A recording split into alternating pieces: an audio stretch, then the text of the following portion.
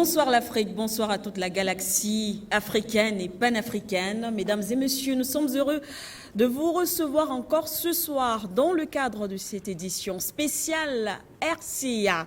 Eh bien, c'est parti. La campagne référendaire a officiellement été lancée samedi 15 juillet 2023 du côté du Centrafrique. Et pour ce faire, un grand meeting de campagne pour le oui a été organisé en présence du chef de l'État centrafricain lui-même, le professeur Faustin Archange Touadéra. Maintenant, il faut convaincre la population. Le jeu démocratique est bien sûr ouvert. Une chose est sûre, la population centrafricaine sera face à son destin le 30 juillet prochain. Bissayo, bonsoir. Bonsoir à tous nos fidèles téléspectateurs. Eh bien donc, vous l'avez suivi, chers téléspectateurs, c'est donc la thématique centrale. Eh bien, nous avons un panel en tout cas très bien chargé ce soir. Et ce soir, on a quand même des représentants de la Direction nationale de campagne, si je me trompe, en tout cas ils sont là. Avec eux, on va discuter. Le débat sera bien sûr ouvert. On va essayer de comprendre pourquoi le oui. C'est la thématique centrale. Je vais commencer par vous, docteur Bertrand Kengetona, j'espère que j'ai bien prononcé. Vous êtes le secrétaire général de l'université de Bangui, c'est bien ça. Bonsoir. Bonsoir. Merci d'être là. Merci, pareil. Eh bien, sur le plateau également, nous avons le professeur Dui Yabela. Vous êtes déjà un habitué de ces plateaux. Merci à vous, professeur. Merci. Merci également. Vous êtes le président de la commission test de la direction nationale. Exactement. Voilà. Merci beaucoup. Je suis le rapporteur de la commission texte. Ça, c'est important, rapporteur de la commission test. Merci beaucoup. Eh bien, nous avons nos fidèles analystes ici sur le plateau, le docteur Eboutou, voilà, expert en relations internationales. Bonsoir. Bonsoir, madame. Merci de m'inviter et puis de m'associer à ces belles expertises que je retrouve sur le plateau. J'espère que nous ferons une belle émission. Merci de m'inviter. On l'espère. De toute façon, nous en sommes certains. Docteur Yang, bonsoir. Bonsoir, madame Siké. Et je suis très heureux de me retrouver avec les nouveaux invités. Et je suis très content de pouvoir encore une fois parler avec le peuple centrafricain. Et merci pour cette invitation. Et bonsoir à votre co-présentateur, M. Bissayo. Eh bien voilà, le décor est planté. Je pense qu'on peut ouvrir le débat. Effectivement, nous savons pertinemment que la campagne référendaire a été lancée il y a cela quelques jours par son excellent professeur Faustin Archange Touadéra, c'est à Bégoua. Je vous rappelle que c'est toute une foule, un bain de foule qui s'est mobilisé autour de cet événement très attendu par la communauté nationale et internationale. Oui. Aujourd'hui, la question est de savoir, avant d'aller voter, est-ce que le Centrafricain est suffisamment approprié du contenu de ce document stratégique qui va changer la destinée de tout un peuple. Alors pour cela, je vais pouvoir lancer le débat en direction du président de la commission texte. Alors qu'est-ce que vous faites en ce moment en termes de communication beaucoup plus stratégique pour amener le plus grand nombre de la population, quand on sait que le coefficient intellectuel des Centrafricains n'est pas égal à la population urbaine, surtout la population rurale. Alors, quelle est la stratégie de communication que vous menez en ce moment de bout en bout auprès de la population pour qu'elle puisse marquer sa totale adhésion à cette nouvelle loi fondamentale? Merci, je vous remercie. C'est un exercice assez complexe. Et difficile, comme vous l'avez dit, hein, une population à majorité analphabète, c'est un peu délicat. Et donc, nous avons la responsabilité d'élaborer cette responsabilité nous avait été confiée par la Direction nationale de campagne. On avait deux missions. Mettre en lumière les manquements de la Constitution de 2016 et ensuite décliner les innovations contenues dans l'avant-projet de loi. Donc c'est ce qu'on a essayé de faire. Et donc le travail de la commission texte a consisté effectivement à mettre en exergue ces deux éléments-là. Et donc la semaine dernière, il y a une plénière qui a été convoquée. Donc c'est en quelque sorte, on l'a intitulé un atelier d'appropriation des éléments de langage. Donc, où on a mis en exergue ce que je vous ai dit tout à l'heure, les manquements et ensuite les innovations. Tout à fait. Les innovations, vous savez, quand on rédige une constitution, une constitution, poursuit un double objectif. Procéder à l'organisation des pouvoirs publics et déterminer également la nature des rapports entre ces pouvoirs. Oui. Ça, c'est la première mission. Et deuxièmement, la constitution fixe aussi des règles relatives à la protection des droits et libertés fondamentaux des individus. Et donc, c'est conformément à ces deux objectifs qu'on a essayé d'élaborer un certain nombre d'éléments de langage. Donc sur le plan de l'organisation des pouvoirs publics, donc on a mis en exergue des innovations, également sur la protection des droits et libertés fondamentaux des individus, des innovations également mises en exergue pour permettre parce que l'atelier en fait concernait tous les membres de la direction nationale de campagne, le bureau, les commissions thématiques et également les superviseurs, parce qu'il y a eu des superviseurs qui vont aller à l'intérieur du pays. Donc immédiatement après le discours du chef de l'État, proclamant l'ouverture de la campagne. Donc l'atelier de formation est intervenu plutôt pour donner à ces superviseurs les éléments de langage pour aller convaincre la population. Parce que l'objectif c'est cela.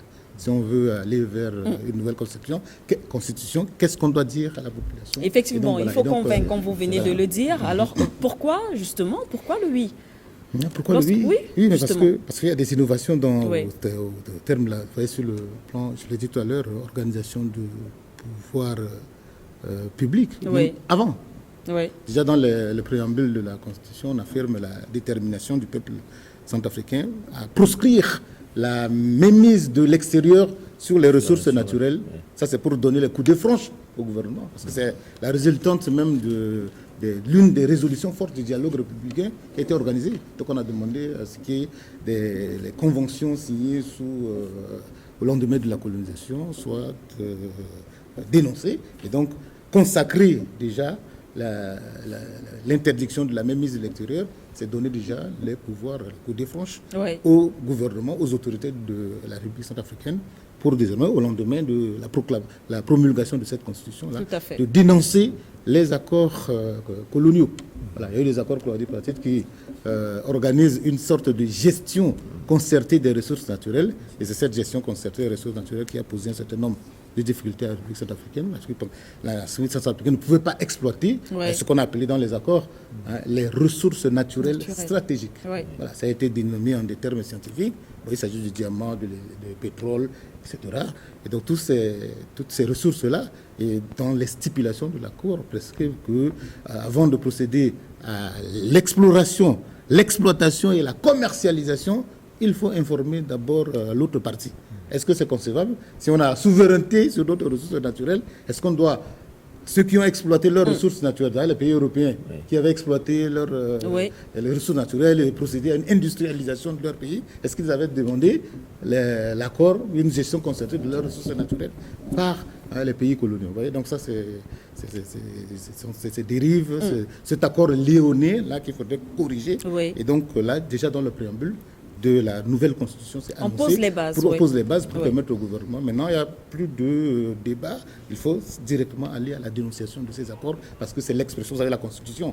C'est une sorte de contrat social. C'est une décision politique du peuple centrafricain et les autorités se doivent respecter cette décision politique-là pour donner des coups de franche vraiment au gouvernement pour permettre maintenant d'agir. Merci à vous, professeur Yabela. Monsieur Kengetona, effectivement, on a suivi le discours également du chef de l'État centrafricain, même lors du meeting d'ouverture. Il a demandé aux Centrafricains justement de lui faire confiance. Les Centrafricains ont demandé ce référendum, il a accepté, il a organisé. Et pour aller aussi dans le sens du professeur, on a un rêve. Si vous votez le oui, ce rêve pourra être une réalité pour votre pays ou alors pour notre pays, la Centrafrique. Je vous remercie, madame. Je vais commencer d'abord par rebondir sur la question qui a été posée au professeur Yabela pour vous dire que c'est la responsabilité qui incombe à la commission texte de mettre à la disposition de toute l'équipe de la campagne les éléments de langage, les éléments relatifs au contenu même de ce texte de la Constitution, connaissant le caractère exogène de la population, le caractère hétérogène de la population centrafricaine, nous sommes à même de développer les éléments de langage afin d'atteindre le peuple centrafricain dans le coin le plus reculé même de la République. C'est ce travail-là que nous sommes en train de faire. Mais vous savez qu'on ne rédige pas une constitution pour le plaisir de faire. Tout à fait. C'est l'expression d'une aspiration de la population. Vous savez, la Constitution, le principe, c'est qu'elle marque la naissance d'un État, mais aussi, la Constitution montre la volonté d'un État, d'une population, à tenir compte de ses propres réalités, à tenir compte de son passé, à tenir compte de son vécu, pour élaborer un texte qui répond à ces réalités. Pour élaborer un texte qui peut l'amener à sortir de sa situation actuelle. À rédiger un texte qui peut lui permettre de tourner le dos au passé et de s'engager résolument dans le futur pour assurer le bien-être de sa population. On ne rédige pas un texte contre une personne. On ne rédige pas un texte contre un État. Ouais. Mais on rédige une constitution pour répondre aux aspirations d'un peuple. Vous savez, le peuple centrafricain a un passé. Et un passé parfois douloureux. Un passé très difficile, fait de souffrance, des moments d'humiliation, de pauvreté. Et donc, tous ces éléments-là ont amené aujourd'hui le peuple à se dire que nous voulons une constitution qui répond, n'est-ce pas, à nos réalités. C'est pourquoi aujourd'hui, vous avez ce nouveau projet de la constitution. Je pense que le moment viendra où nous aurons à décortiquer Tout à fait. tous les éléments contenus dans cette constitution Oui. qui montrent réellement que le peuple centrafricain veut aller de l'avant. Que le peuple centrafricain ne veut plus retomber dans les mêmes situations. Que le peuple centrafricain veut assurer son développement. Et donc, tous ces éléments-là sont contenus dans cette constitution. Et que nous faisons de notre mieux aujourd'hui pour expliquer à la population afin qu'elle puisse s'approprier de ce texte-là et dire que la constitution n'est pas un texte banal qu'on peut dire que bon, on le fait comme ça et puis c'est tout. Non. Le peuple doit prendre conscience de sa situation. Le peuple doit lire la Constitution pour savoir est-ce qu'elle me permet aujourd'hui de sortir de ma situation? Est-ce qu'elle me permet aujourd'hui d'éviter les crises militaro-politiques? Est-ce qu'elle me permet aujourd'hui d'assurer mon développement autonome? Je vous relance, vous avez dit justement qu'on ne rédige pas un texte pour une personne ou alors contre une personne. Ça fait quand même penser, ça revient à ce que justement une partie de l'opposition aujourd'hui brandit pour dire que c'est un texte qui est rédigé pour favoriser plus ou moins le président Touadéra à rester au pouvoir. C'est aussi un débat important. Il faut également convaincre la population à ce niveau. Il y a au moins 3 angles exploités par l'opposition. Le premier angle pense que cette constitution-là va ériger un dictateur. Le professeur Faustin Archange Touadéra. Non. Lorsque vous lisez le préambule de la Constitution, lorsque vous lisez le titre 1 de cette Constitution, c'est une affirmation solennelle de la souveraineté du peuple. La souveraineté appartient au peuple. La souveraineté n'appartient pas à un groupe ni à un individu. La souveraineté appartient au peuple qui l'exprime, soit directement par les élections, ou bien indirectement par l'intermédiaire de ses représentants. Et donc, le peuple centrafricain, par rapport à son passé, ne peut pas accepter aujourd'hui ériger un dictateur dans ce pays-là. Personne n'acceptera qu'un dictateur puisse se retrouver à la tête de ce pays-là. C'est contraire à tous les éléments qui sont contenus dans cette constitution. L'autre angle, c'est le caractère renouvelable du mandat du président de la République. Oui. Parce que pour l'opposition, il faut dire renouvelable une seule fois. Oui. Le fait de dire renouvelable, on pense que ça va être un pouvoir à vie. Non. D'abord, lui-même, en tant qu'un être humain, il ne peut pas vivre éternellement. Il a des limites en tant qu'un humain. Il peut mourir. Il peut être fatigué. Il peut tomber malade. Et il peut me tomber malade. Et être remplacé. Et donc, la question de s'éterniser au pouvoir ne se pose pas. Après 7 ans d'exercice du pouvoir, tous les candidats qui répondent aux critères d'éligibilité vont se présenter devant le peuple. Et c'est au peuple de décider de qui doit diriger le pays. Dans ce pays-là, on a eu déjà un exemple d'une alternance. Oui.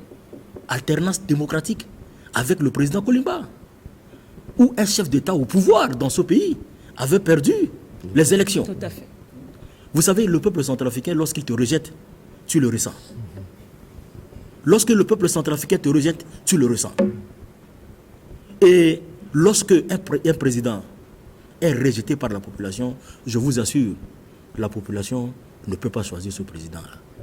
Et aussi, dans la sous-région, il y a des chefs d'État au pouvoir qui ont perdu les élections en République démocratique du Congo.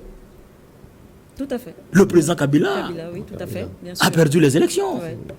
Ça veut dire qu'aujourd'hui, la question de renouvelable une fois ne se pose pas parce qu'après tout, nous irons aux élections et c'est aux Centrafricains de décider.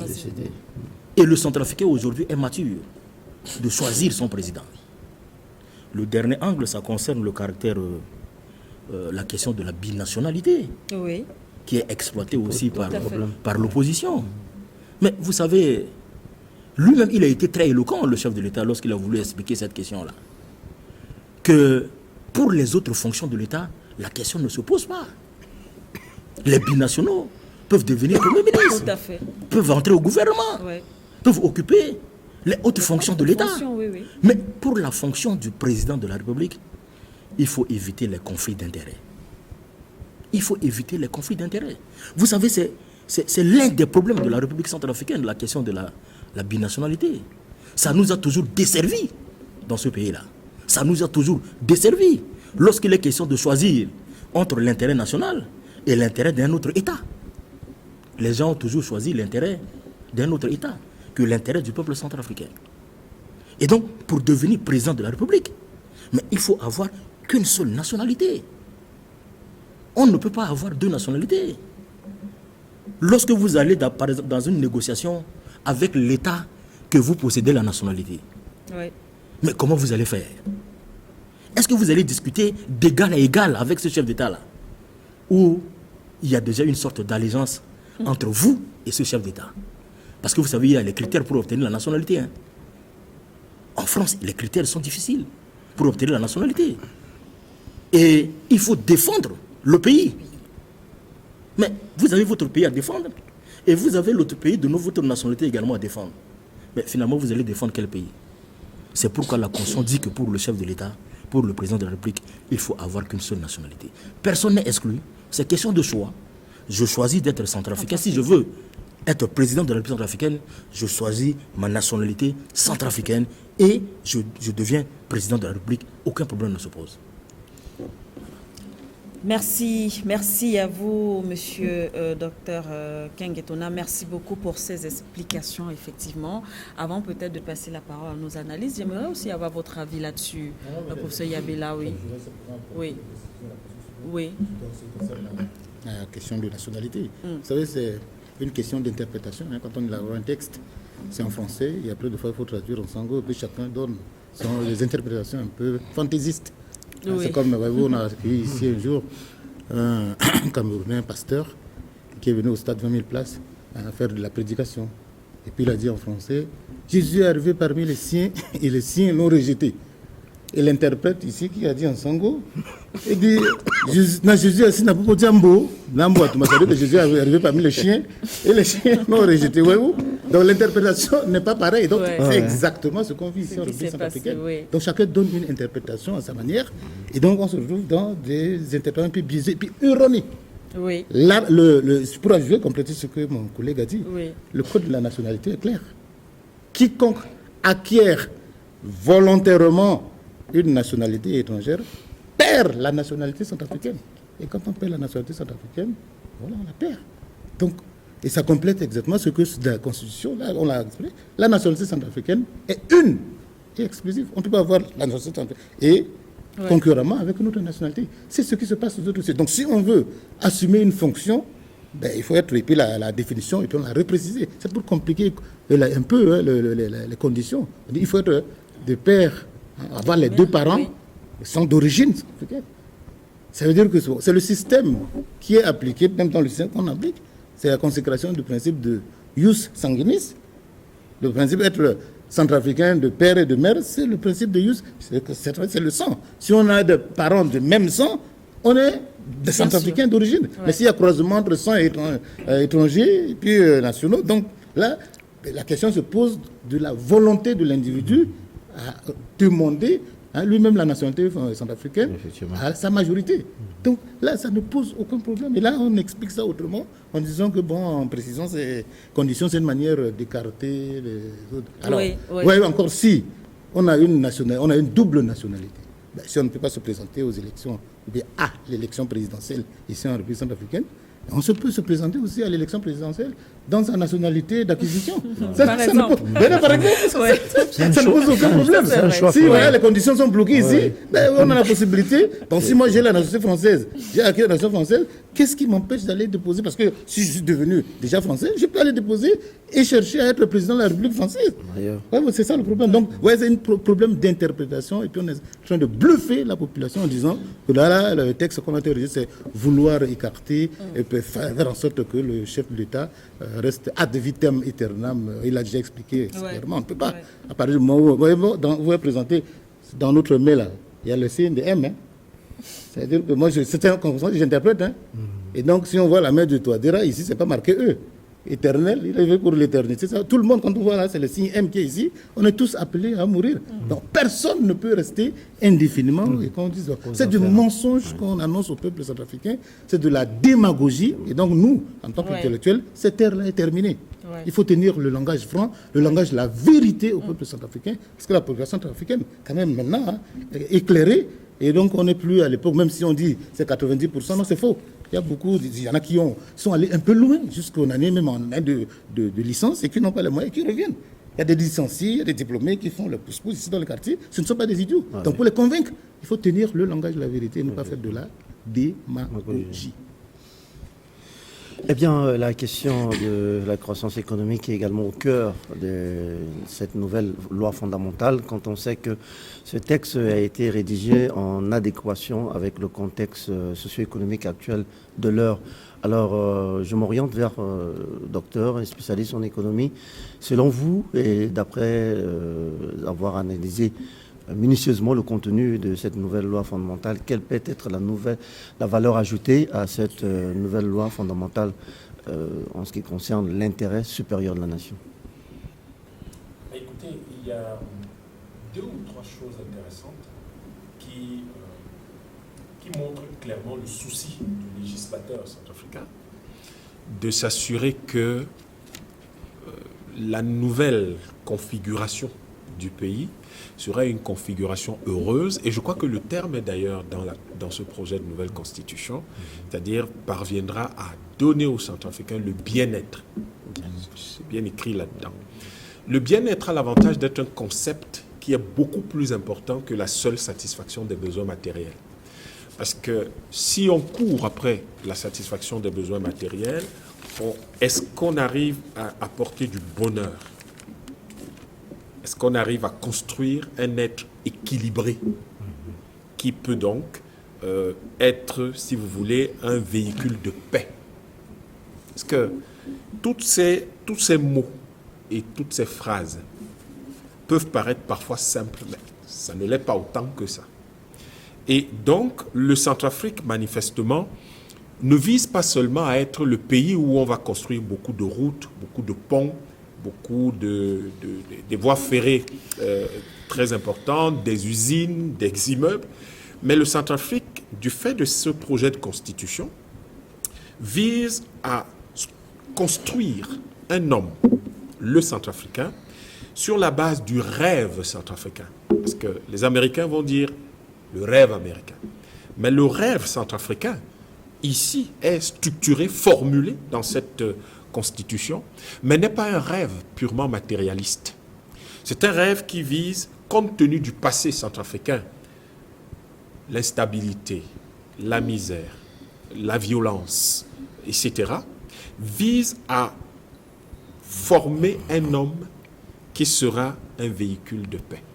C'est-à-dire que le Centrafricain qui sera là dans 10, 15, 20 ans sera un homme tellement épris de paix, parce qu'il aura été rassuré par rapport à l'avenir, parce qu'il aura été rassuré par rapport à ses relations avec ses concitoyens, parce qu'on lui aura donné un environnement dans lequel ses relations avec l'extérieur sont des relations clarifiées, dans lesquelles il n'a pas à se poser des questions, à se sentir inférieur, à craindre que demain, malheureusement, il sera dans l'incertitude totale.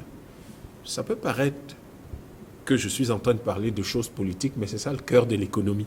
C'est-à-dire comment est-ce qu'on construit la satisfaction de l'être humain en lui donnant le plus qui va lui permettre de pérenniser l'environnement dans lequel, en fait, au-delà de « je mange à ma faim », j'ai une maison dans laquelle je vis, etc., etc., nous arrivons à ce qui consiste à dire « je souris à mon voisin ». Je réponds au cri de celui qui souffre ou de celui qui appelle à l'aide. C'est ça. Quand vous êtes dans la plupart des villes occidentales, vous pouvez crier à l'aide pendant longtemps, vous risquez de ne pas être secouru parce qu'on ne sait pas ce que c'est. C'est une société matérialiste. Cette constitution apporte une société profondément africaine où l'être humain est le sens de la vie, où l'État lui-même n'a de sens que parce qu'il contribue à la qualité de vie de l'être humain. C'est l'une des rares constitutions dans le monde où en fait l'État est au service du citoyen. Là-dedans. Contrairement aux constitutions copiées qui viennent d'ailleurs, qui ont été rédigées pour que le citoyen soit assujetti et pour que le citoyen en fait soit tout simplement un outil entre les mains de ceux qui dirigent l'État. Ici, c'est le contraire. L'État est au service du citoyen. Et un État au service du citoyen signifie que il a utilisé un mot, les aspirations. Parce que les êtres humains aspirent à quelque chose. C'est différent des êtres humains qui veulent, désirent, convoitent. Parce que les aspirations ont un côté purement immatériel, presque spirituel, qui va au-delà de tout ce qui est purement matérialiste. Donc, lorsque finalement on retombe sur la question des ressources naturelles, qui est le cœur finalement de, si vous voulez, du potentiel économique de ce pays, à côté de l'autre ressource dont on ne parle pas curieusement beaucoup, mais qu'on appelle les ressources humaines, et là je crois que le professeur vient d'en parler, qui sont de mieux en mieux formés, la première richesse, qui acquièrent de plus en plus de qualifications et qui ont besoin aujourd'hui d'être mis au défi. Tout à fait. En fait, tout ce que ces jeunes gens qui sont dans la rue demandent, c'est d'être mis au défi. C'est qu'on leur dise, jeunes gens, avancez. Voilà les objectifs. Faites. Et qu'on leur donne les moyens de faire et l'encadrement qui permet de faire. Donc, il y a ces ressources naturelles. Et ces ressources naturelles ont ceci de particulier que j'ai entendu, et j'étais dans une discussion avec un de mes concitoyens dans la journée qui vit en Europe et qui estimait que l'Afrique aura toujours 100 ans de retard parce que malheureusement, le niveau des industries occidentales aujourd'hui, etc., nous ne l'avons pas. Et je lui ai demandé, les industries fonctionnent avec quoi? Avec des matières premières, j'imagine. Ouais. Très bien. Donc, quand nous le voudrons, nous avons deux choses. Nous avons les matières premières, c'est-à-dire la base de l'industrie. Nous avons des ressources humaines de mieux en mieux formées, c'est-à-dire ceux qui procèdent à la transformation de ces matières premières. Et nous avons quelque chose dont on ne parle pas beaucoup, le marché. Nous sommes 1,5 milliard en Afrique. En 2050, nous serons 2,5 milliards. C'est un marché immense. Donc, en fait, ce que le législateur centrafricain a vu, c'est de dire, je suis le Centrafrique, j'ai 6 millions d'habitants aujourd'hui, je projette qu'en 2050, j'en aurai à peu près une vingtaine, une trentaine, mais je suis entouré d'une population qui sera 2,5 milliards. Donc, du coup, qu'est-ce que je fais? Je m'assure que l'État va être au service du citoyen qui sera de mieux en mieux formé et surtout mis de plus en plus au défi pour produire le maximum de savoir et le maximum de richesse, selon la formule du président qui dit la richesse pour tous, la richesse partagée. Ça veut dire que vous voyez comment l'État doit fonctionner, la richesse pour tous. On n'a pas dit chacun se bat comme il peut pour y arriver. La richesse est pour tous. Parce que l'État doit s'assurer, l'une des questions fondamentales de cette Constitution, c'est la redistribution. C'est la qualité de la redistribution. Ce sont des éléments qui sont très importants et je peux vous assurer que la grande différence entre un pays comme la Chine, un pays comme les États-Unis, si vous allez en Chine, vous avez 1,4 milliard d'habitants, vous ne trouvez pas les SDF partout à Shanghai. Mais si vous allez à New York, ils jonchent les rues partout. La grande différence se trouve au niveau de l'algorithme de redistribution qu'utilise chaque pays. Et ici, on dit que l'État est au service du citoyen. Ça veut dire que l'algorithme dit tout ce qui doit être fait, on regardera le reste quand le citoyen sera satisfait. C'est une base économique qui a un fondement idéologique extrêmement pertinent. Donc, nous pouvons dire aujourd'hui que ce projet de constitution n'est pas simplement une série de lois. C'est en fait toute une vision du monde. Une projection.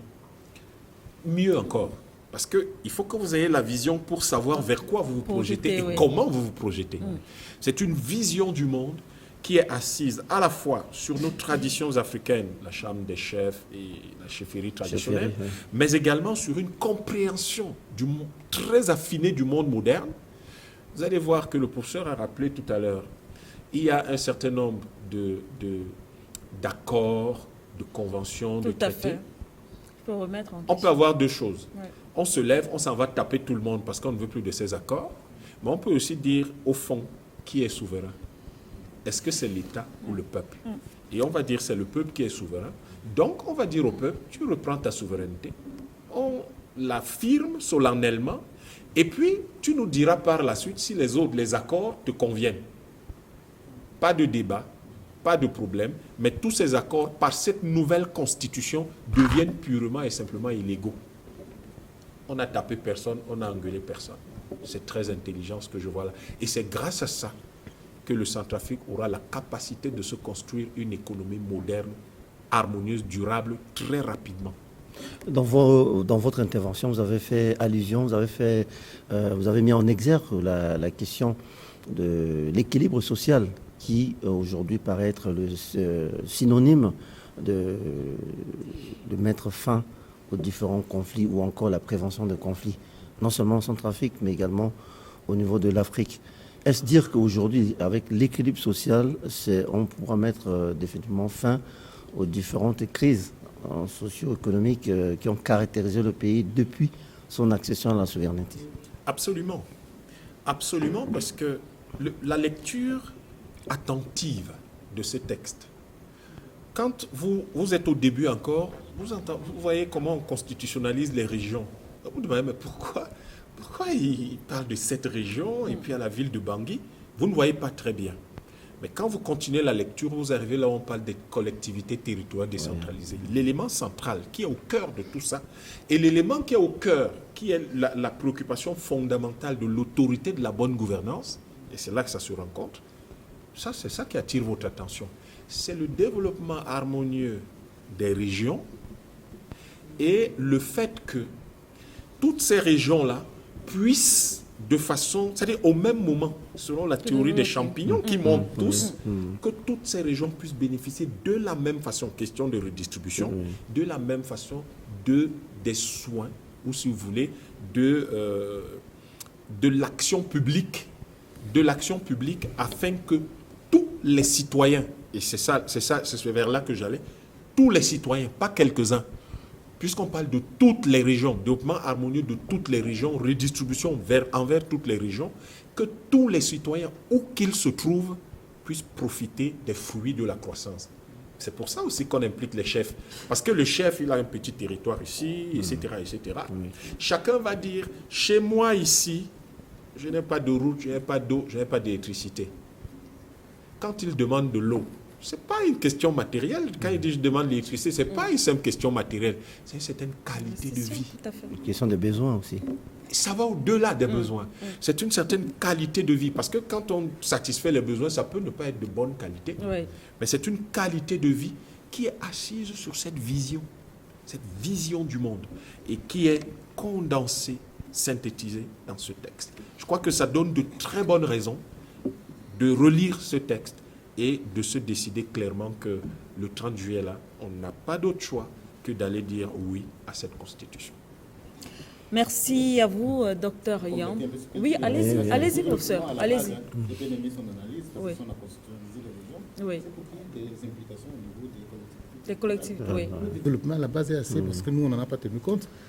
Si je donne un exemple, vous voyez, quand j'étais encore jeune, vous voyez, la commune de Noula, et ce qu'il a dit, il faut créer, il a donné l'image de champignon, moi j'aurais aimé, parce que une sorte de, à travers ce qu'on fait, Oui. c'est créer une sorte d'émulation en fonction des richesses particulières de chaque région, et puis chaque Oui, région doit tout à voilà, fait. mettre en valeur pour le développement voilà, à la base. C'est ce qu'on a eu, donc c'est ce que cette constitution cherche à donc créer une sorte d'émulation que alors, chacun doit booster, faire un effort. Booster. Voilà, Oui. nous avec les richesses dont on gorge, alors on va Certes, oui, oui. moi, j'ai grandi dans la commune de Noula.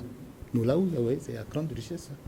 Il y a la forêt, tout, et puis bon, et on exploite même du bois là-bas.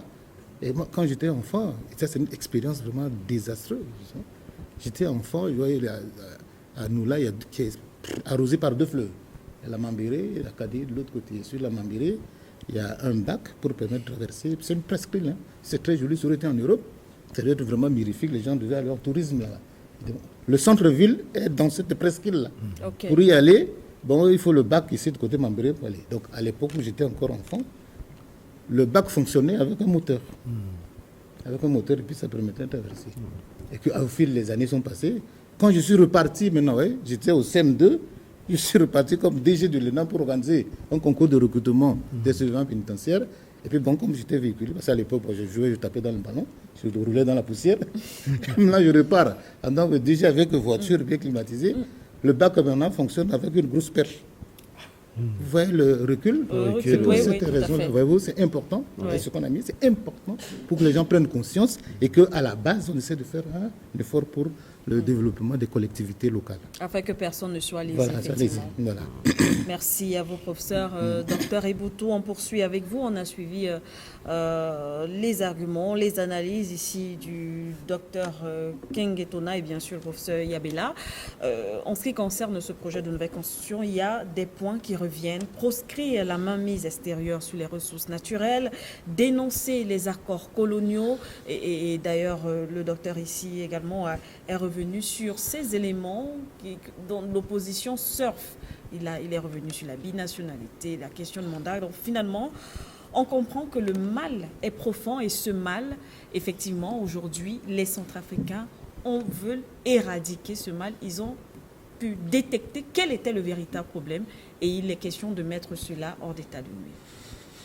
Merci madame. Oui. Je me réjouis effectivement de surfer sur le même positionnement discursif Oui, de vos invités sur ce plateau pour rappeler 2 ou 3 choses qui vont dans le sens de répondre à votre question oui, et qui tendent à dire et à constater que n'oublions pas que la plupart des États africains au sud du Sahara sont des États néocoloniaux. tout à fait.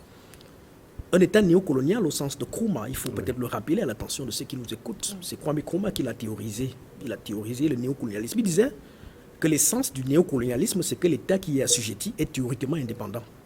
Il possède tous les attributs de la souveraineté, un hymne, un drapeau, une devise, et pourtant son économie et par conséquent sa politique sont manipulées de l'extérieur.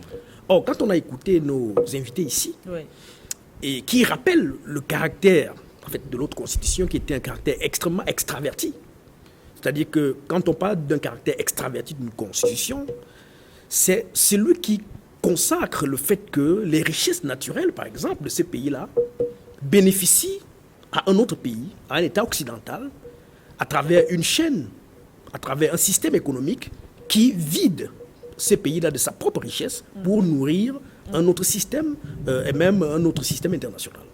Et fort de cela, on voit très bien que dès les prolégomènes oui, de cette constitution, il y a un caractère qui tranche tout de suite avec cette volonté de ne plus faire comme avant. Et vous voyez quelque part, on vous dit, on parle d'un caractère, on rappelle le caractère exclusif tout à du fait. sol, du sous-sol. C'est écrit, je crois, dans la première partie de la Constitution. C'est très important pour dire donc qu'il y a une volonté non seulement de construire un État souverain, mais de marquer effectivement sa souveraineté en ayant une mainmise totale sur son économie, sur les richesses de son pays. C'est ce qui tranche avec le caractère néocolonial. Et si vous prenez les rapports qui ont régi une ancienne puissance, la France par exemple, Oui. et nos États d'Afrique francophones, vous verrez qu'il y a un terme qui revient, la France-Afrique. Tout à fait. Pourquoi parle-t-on de France-Afrique? Celui qui l'a le mieux théorisé s'appelle François-Xavier Verschaff. Et que dit Verschaff concernant la France-Afrique? Il dit que la France-Afrique, c'est une espèce d'initiative entre quelques politiques français qui cooptent quelques dirigeants africains aux affaires, à condition que ceux-ci leur garantissent une mainmise totale. Et Boutou, vous avez suivi de bout en bout l'opinion publique sur ce vote référendaire dont la date butoir se profile à l'horizon, qui vous inspire les interventions des Centrafricains et des Centrafricaines. Le peuple ne ment pas. Le peuple sous d'autres cieux, c'est Dieu.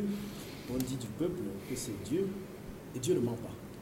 Et quand on a écouté les aspirations qui ressortent des propos de ces jeunes, de ces mamans, de ces hommes qu'on vient d'écouter, c'est des aspirations qui tournent autour du bien-être, du besoin de sécurité, du besoin de voir un État qui se développe, qui prend en charge leurs aspirations. Et s'il fallait résumer cela en un mot, c'est que ce peuple-là a besoin de sentir que cet État-là est capable de soutenir et d'accompagner leurs aspirations. Et cela tourne autour de la sécurité. Une sécurité tous azimuts, une sécurité politique, une sécurité économique, une sécurité sociale, ainsi de suite. C'est ce que j'ai cru entendre en écoutant profondément ce peuple-là. Et qui vous rappelle qu'il y a une histoire qu'ils drainent. C'est une histoire douloureuse. Et ils veulent donc trancher avec cette histoire douloureuse qui a laissé beaucoup de stigmates en eux. Ils veulent que ces stigmates-là se transforment en un souvenir malheureux et lointain. Et ils ont hâte, pour ceux qu'on vient d'écouter, d'aller rapidement au soir du 30 pour voir s'implémenter ce qui est dit et sous-tendu dans le nouveau projet constitutionnel. Voilà ce que j'ai retenu de ce qui est sorti de la bouche de ce peuple profond qui est venu écouter le régiment central l'autre jour. Merci. Docteur Yombe, qu'est-ce que vous retenez, n'est-ce pas, des interviews à chaud réalisées par la chaîne panafricaine For You à l'intention des Centrafricains au lendemain du lancement de la campagne référendaire? Écoutez, la première chose, c'est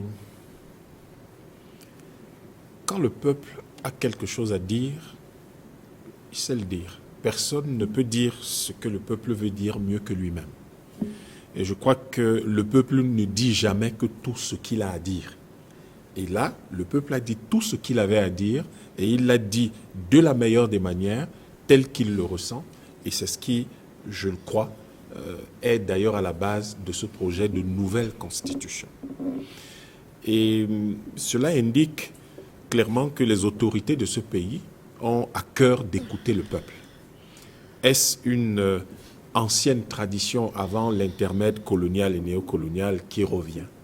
Certainement, parce que pour des gens qui veulent s'appuyer sur leurs us et coutumes et qui veulent donner la parole à ceux qui gardent les liens avec leurs ancêtres, c'est-à-dire la chambre de la chefferie traditionnelle, ça veut dire qu'ils savent écouter. La première vertu d'un chef, il sait écouter. Il ne parle pas beaucoup, il écoute. Et je crois que les Centrafricains indiquent par là que tous sont animés du désir de se reconnecter à ce qu'ils ont été depuis toujours et ce qu'ils ont été à fait des chefs en chacun en ce qui le concerne.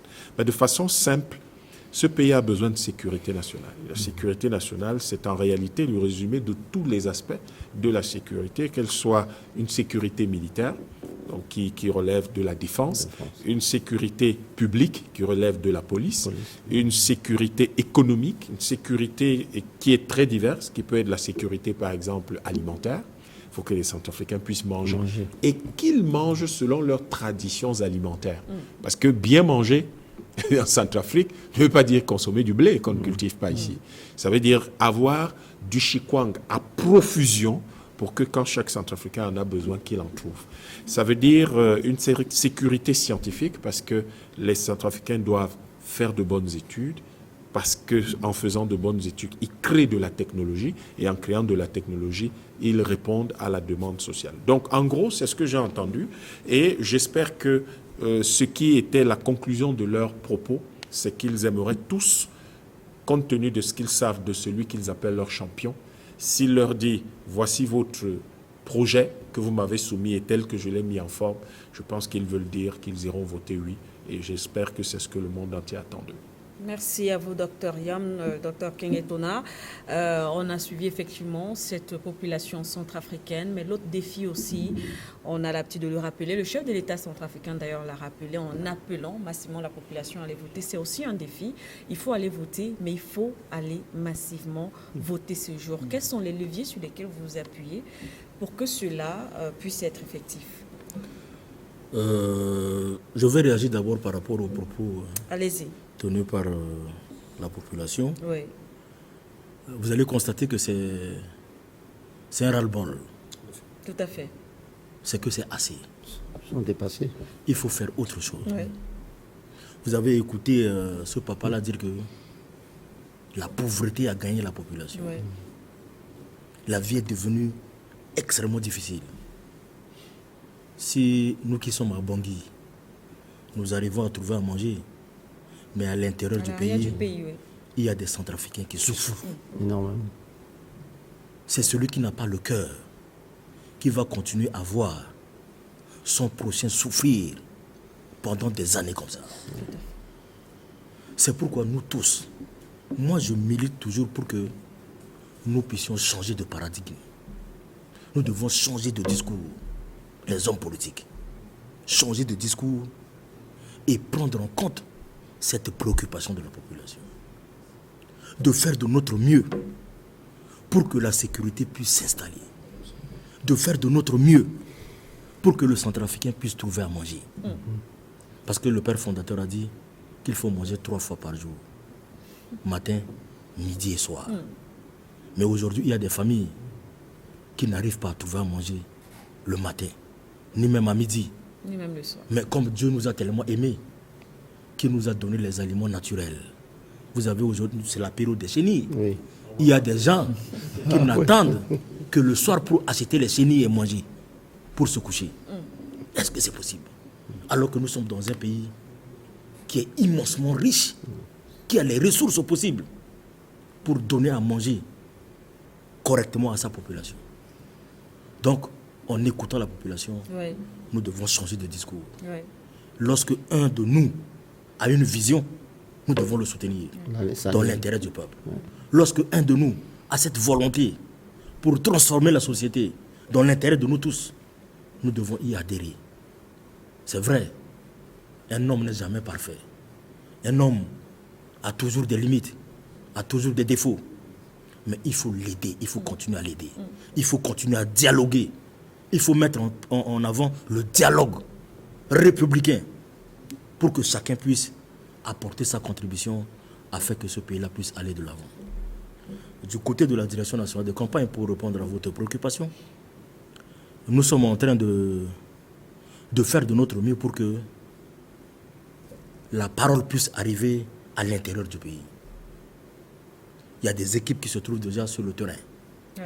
Il y a d'autres qui vont continuer. Et dans les jours à venir, il y a des délégations qui quitteront Bangui pour aller à l'intérieur du pays. Nous sommes en train de travailler dur pour faire comprendre à la population l'importance de dire oui à ce nouveau projet de la Constitution. Nous sommes en train d'y travailler. Dans les jours à venir, vous verrez que la campagne prendra de l'ampleur avec des causeries débats, avec des discussions, avec des débats dans les quartiers, hein, n'est-ce pas, juste auprès des chefs des quartiers, etc., pour que les Centrafricains puissent s'approprier de cet instrument très important qui va donner la possibilité à nos dirigeants d'assumer leurs responsabilités. Ce n'est pas question de fabriquer un roi, mais c'est question de donner les instruments à un homme, à des hommes qui auront la lourde responsabilité pour diriger ce pays. C'est de leur donner les moyens, les possibilités pour gérer le pays. Si aujourd'hui la Constitution affirme la souveraineté sur le sol et le sous-sol, ça va donner la force au chef de l'État pour dire que je n'ai plus peur, c'est pour le peuple centrafricain, je dois faire ce travail-là. Et les autres comprendront que aujourd'hui ce pays-là a pris conscience, nous devons venir conjuguer avec le peuple. Le chef de l'État a toujours dit qu'il y a de la place pour tout le monde. La République centrafricaine n'exclut personne. Il y a de la place pour tout le monde, pourvu que l'intérêt du peuple soit mis en avant dans toutes les actions. Je vous remercie. Merci à vous, monsieur Dr Kengetona. Je pense qu'on va clôturer avec vous, professeur. Vous avez le dernier mot. Après, bien sûr, la réaction de vos compatriotes. Peut-être aussi un message à leur endroit. Merci, mais je vais retenir 2 mots. Il a déjà abordé une partie de ce que je vais dire. Il y a 2 mots essentiels, c'est la pauvreté et la paix. En les écoutant, tout à fait. C'est pratiquement le même problème. C'est un peu cette espèce d'apostrophe de Cicéron à Catilina jusqu'à Zapan. Qu'au tandem, on va abuser de notre paix ou de notre pauvreté. Et c'est à peu près le sentiment que j'ai en écoutant les uns et les autres. Il va falloir faire quelque chose. Et comme il a dit, il y a un sentiment de ras-le-bas. En ce qui concerne la pauvreté, donc il faudra poser la question maintenant en termes d'analyse politique. Est-ce que c'est la cour d'alternance qu'on va favoriser le développement de la République centrafricaine pour qu'il n'y ait plus de pauvreté? Donc c'est tout le sens, il faut soutenir. Et donc, ça, en lien direct avec ce que les dispositions de la nouvelle Constitution, parce qu'on a supprimé la limitation de mandat présidentiel dans le temps. Parce que vous savez, l'histoire est la voie royale, comme a dit Jacques Méhénou, c'est un grand spécialiste de sciences politiques. L'histoire est la voie royale de l'analyse politique. Quand on remonte le cours de l'histoire, est-ce que les pays développés, qu'on dit pays industrialisés, se sont développés à coup d'alternance politique? La réponse est non. Quand on voit la France, etc., quand on remonte, c'est un peu la démocratie, c'est un peu même début 19e siècle que la démocratie, donc c'est avec des régimes autoritaires, avec les royautés de royaumes, qu'ils ont assuré le développement de leur pays. Et donc c'est après que les jeunes générations tirent les dividendes. Donc ce n'est pas, on ne peut pas se fonder, comme disent, il l'a dit tout à l'heure, que bon, le fait de supprimer la non-limitation de mandat, etc., c'est une manière de consacrer un roi et donc de faire, même autour de nous. Vous voyez, nous, moi je le dis, on peut s'enorgueillir du fait qu'on a quand même un pays qui a vécu une certaine alternance à coup d'État ou bien démocratique. Vous voyez, depuis l'indépendance, la République centrafricaine, au moins, compte plus de 7 présidents de la République, contrairement au Cameroun, contrairement au Gabon, contrairement à la République du Congo. Donc on a quand même à notre actif plusieurs. Donc ça veut dire que l'alternance, mais malgré cette alternance politique qu'on a connue, le pays est vraiment parmi les derniers dans les statistiques. On est les derniers des derniers. Pourtant, on a connu beaucoup d'alternance. Donc, le problème du relèvement, du développement de notre pays, ce n'est pas une histoire d'alternance. C'est quelqu'un qui a une vision et qu'on redonne. C'est au peuple de donner ou bien de désigner autant de voix qu'il veut celui qu'il juge capable d'assurer sa destinée. Tout à fait. Voilà. Il ne faut pas dire non, alternance, c'est un blocage, etc. En plus, et la paix. On aspire tous à la paix avec l'histoire chaotique qu'on a connue. Et c'est le sentiment de ce jeune. Tout à fait. Ils ont tous soif de la paix parce qu'on en a marre. Des années de turbulence, etc. Il faut que ça s'arrête. Donc c'est un effort qui est en train de faire dans ce sens. Normalement, sous ce qu'on a dit régime néocolonial, à la faveur des accords qui étaient signés, la RCR devait vivre un havre de paix, malgré l'existence. Là, donc, on est en train de réorienter autrement. Et tous les efforts fournis par l'actuel chef d'État, c'est pour amener vraiment à ce que la République centrafricaine recouvre sa paix d'antan. Merci à vous, professeur Dué Yabela. On rappelle que vous êtes le président de la commission test de la Direction nationale de campagne ici en République centrafricaine. Merci également à vous, docteur Bertrand Kengetona. Vous êtes secrétaire général de l'Université de Bangui, mais vous êtes également le rapporteur justement au niveau de la Direction nationale de campagne. Merci à vous, docteur Yam Timba. Vous êtes chercheur économiste, et sans oublier le docteur Eboutou, bien sûr, expert en relations internationales. Merci également à vous, chers téléspectateurs, téléspectateurs de nous avoir suivis. On rappelle, comme vous l'avez d'ailleurs constaté ce soir, qu'à partir du mois, ce sera ainsi tous les soirs. Nous aurons bien sûr les responsables justement, non seulement de la direction nationale de campagne, les différents partis politiques, la société civile, même ceux qui disent non. Parce que c'est aussi ça, le débat. Ils viendront ici sur le plateau défendre en tout cas leur position.